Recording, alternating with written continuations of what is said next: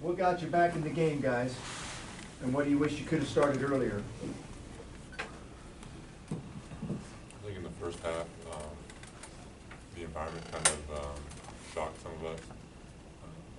I think we played harder in the second half. We made the right reads in the second half. I feel like they outworked us in the first half, and that was the story of the game. We couldn't come back in the second half, even though I feel like we played pretty well in the second half, and I'm proud of the way we played. Braden, I think you only had one turnover today, but the turnovers in the first half, obviously a big difference there.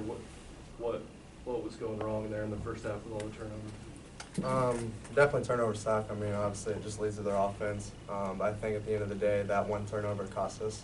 I feel like we had it there to win it, and the one time we needed to win, I turned it over. So I mean, I got to be better on my part and move on. What were you seeing when you drove the baseline there? Well, the play right before that, I saw Mason in the corner. He was wide open, and he was there open again for a split second. I just held on to it too long, and he got there. Just to clarify, that was one play, obviously in a big moment, but every play is big in a game like this. I had too many turnovers in the first half. I didn't come out with the energy I needed.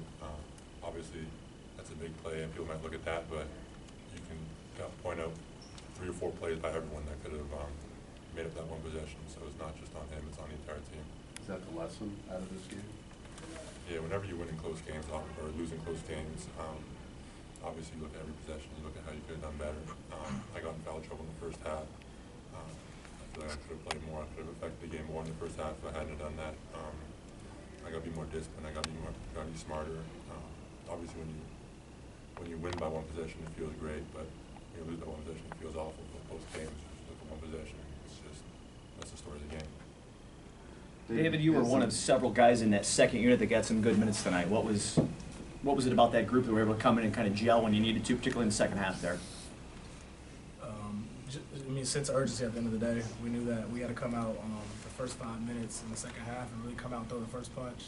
And that's from the starters all the way to the bench. We all knew that, and I just wanted to make sure whoever came out from the starting group, we weren't missing a beat. And I kind of make sure I spread that word throughout the whole bench, really. But you know, I feel like second half we did pick it up, but I mean, obviously it was a big gap to fill, so it's kind of hard when we got to play catch up. David, how does this team not let this loss become 2 or 3 losses in a row? Obviously, you take the lessons here and try to get better for this week. Yeah, I mean, we don't lose, we learn at the end of the day, man. I mean, and to piggyback what Zach said, like Braden threw a turn in the game, but that didn't mean anything. Like it wasn't, we didn't lose off that one possession. There was a couple. Even when I first got in the first half, I should have dribbled all the way down to Trey, and I threw a turnover in the post. Like there's a lot of things that we could say and pinpoint certain things, but I just like how we handled adversity at the end of the day. We came back and responded in the second half, and we're going to respond to this loss as well going into these next few games. So and we'll be ready for them when they come back to Mackey. David, Coach Painter mentioned some of the turnovers. He said there's a lack of concentration. Just wondering, obviously that's a mental thing. How do you adjust to that? How do you force yourself to concentrate more when it's not there early on? Yeah, I mean, he's right. I mean, usually when you throw a turnover, it is a lack of concentration. I mean, obviously there's certain times in the game where it could be, accidental, but I mean, at the end of the day, when you throw a turnover, you're locked in much more. You don't want to do that same thing. Like I said, when I threw the turnover in the post, I made sure I dribbled all the way down and get it in. But I think one thing we could have worked on too is like we could have froze their hands to throw it in the post a little more because they were kind of jumping our passes when we throw it in. So, but I mean, turnovers happen, but we'll learn from them, and we're going to be better next game. David, you're a veteran of college basketball. What do you say about this rivalry between IU and Purdue? Yeah, I mean, I'm new to the rivalry, but I mean, obviously you could tell how intense it was. They came out ready to go. I don't think we came out as ready as they did. But again, man, we're going to learn from this at the end of the day. Like, no matter what, we're going to be ready for them when they come to Mackey. And we're going to make sure we're going to practice and do the same things we usually do. But we know if we play harder any team, we can, compete with the best of them. Braden, one of the great things about this rivalry is it's played twice every year.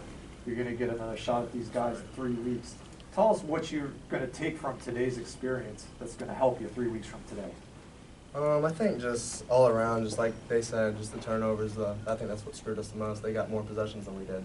I think at the end of the day, if we take care of the ball, I mean, get it where it needs to be, we'll be really successful. So kind of just focus on that. One more. Zach, what does it leave you feeling when they storm the court at the end of the game and you lose to your rival as number one? I'm used to it by now. Every game I've lost in the last 2 years, I've got the court stormed. Besides the 2 at home, obviously. It's not an unfamiliar feeling. It sucks every single time, but I'm kind of getting used to it, I guess. But obviously, you don't want to lose on away games. You want to keep winning on away games.